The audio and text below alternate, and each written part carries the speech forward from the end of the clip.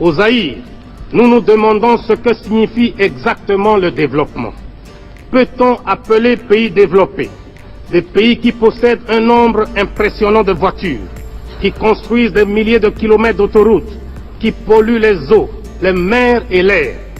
Faut-il appeler pays sous-développés ceux dont les habitants sont pauvres, certes, mais équilibrés, où l'on compte moins de cas de suicide, où il y a moins de meurtres et moins de déséquilibrés et de sadiques?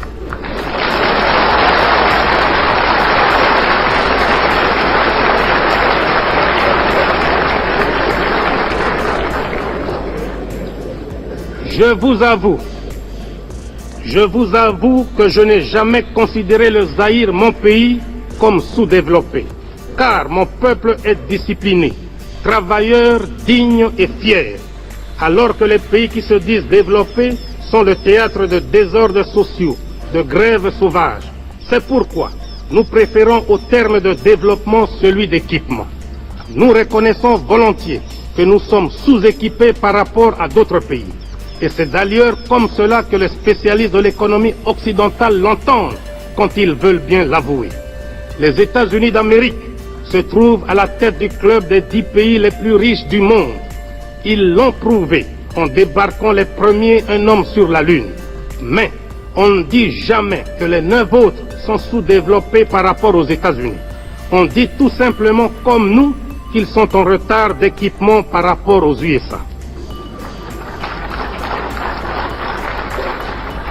Ce qui précède prouve que le concept pays en voie de développement est impropre et un faux prétexte, car chacun de nous a toujours un plus équipé et un moins équipé que lui, et que nous sommes tous en perpétuel développement, c'est-à-dire en fait en voie de développement. D'autre part, ceux qui se disent développés devraient se rendre compte de la prise de conscience par les pays sous-équipés de leurs conditions. En effet, ces derniers ont fini par comprendre que la division du monde n'est pas fonction de l'idéologie ou du degré d'industrialisation des différents pays. Le monde se divise en 2 camps, les dominés et les dominateurs, les exploités et les exploiteurs. Les pays pauvres ne le sont pas par incapacité congénitale, ils le sont par suite de l'histoire qui a fait que certains pays ont dominé, exploiter et piller d'autres pour s'enrichir. Et c'est de la logique mathématique. Quand le riche exploite le pauvre, le riche devient de plus en plus riche et le pauvre de plus en plus pauvre. De nos jours, il est de bonne presse de parler de l'assistance des pays riches envers les pays pauvres. Quand un pays riche donne ne fût-ce qu'un kilo de médicaments à un pays pauvre, on mobilise la presse, la radio et la télévision. On échange des discours diplomatiques, les uns pour vanter l'aide, les autres pour remercier. Cette propagande a même suscité chez certains théoriciens des pays riches une opposition à l'assistance aux pays pauvres. Car, disent-ils, ce sont les pauvres des pays riches qui enrichissent les riches des pays pauvres. Il n'y a rien de plus faux. Car, si on examine bien, on constate que paradoxalement, l'assistance profite avant tout aux pays donateurs. En effet, quelles sont les formes d'assistance? On peut en distinguer notamment 3. Les bourses d'études pour les étudiants, l'assistance en personnel, l'assistance financière. Quand on accorde une bourse d'études à un jeune étudiant d'un pays pauvre, cette bourse est dépensée totalement par l'étudiant dans le pays riche. Il arrive même que la bourse ne suffise pas et que le pays pauvre consente à donner un supplément, c'est-à-dire, en fait, un transfert de capitaux du pays pauvre vers le pays riche. Il en est de même de ceux qu'on appelle les coopérants techniques, dont les salaires sont dépensés dans les pays d'où ils sont ressortissants. Au Zaïre, par exemple, nous les logeons, nous les véhiculons, nous leur payons pour leurs vacances annuelles le ticket aller et retour. Quant à leur salaire, la moitié est transférée mensuellement à leur compte dans les pays d'origine. D'ailleurs, une partie non négligeable de nos paiements extérieurs est constituée de transferts des salaires des travailleurs expatriés. Toujours dans le cas du Zaïre, chaque année, nous devons consentir une somme de 40 millions de dollars pour transfert salarial des coopérants techniques. On parle aussi très souvent d'assistance financière.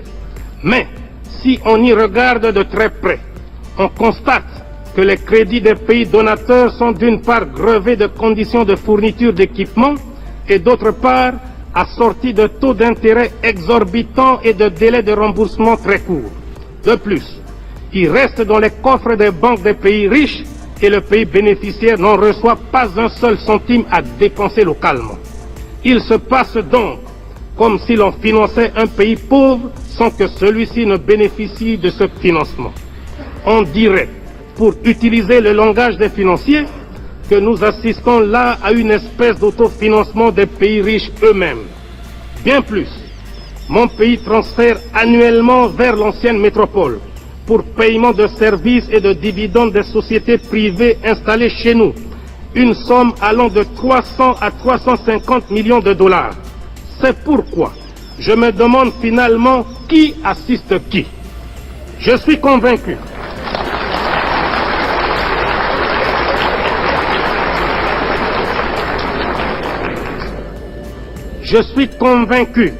que dans ce domaine précis, nous ne parlons pas le même langage.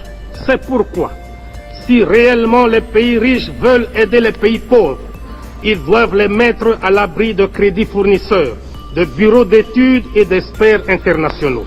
Je m'explique.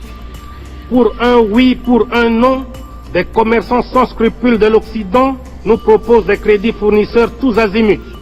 Ils peuvent vous vendre du papier, des cigarettes, de l'eau et même du vent avec soi-disant des facilités de paiement sans tenir compte de l'aggravation de votre endettement extérieur. Les pays riches ne devraient pas seulement se préoccuper d'aider leurs industries à exporter à n'importe quelles conditions, mais ils doivent également tenir compte de la situation financière des pays importateurs.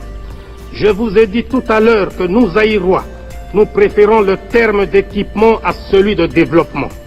Il n'y a pas de honte à reconnaître que nous sommes en retard d'équipement par rapport à beaucoup de pays du monde. Cela est dû surtout à un manque de cadre suffisant. Ce déficit en cerveau a créé une catégorie d'individus qu'on appelle les experts. Les 10 experts devraient être appelés pour un travail précis et pour un temps limité, en attendant la formation de leurs homologues. Mais on constate très souvent, hélas, au lieu de se considérer comme des éléments de conjoncture, ils tiennent à s'attacher à leurs fonctions, notamment en travaillant en vase clos, cachant les dossiers pour qu'on ait éternellement besoin d'eux.